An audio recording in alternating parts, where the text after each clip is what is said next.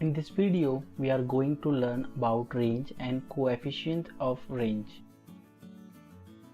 The difference between highest value and lowest value of a given set of data is called range, which is denoted by capital R is equal to H minus L. Thus, more value of range shows more dispersion and vice versa. Now, coefficient of range. Range is absolute measure of dispersion. Coefficient of range is its relative measure. By this, comparison of two series is possible.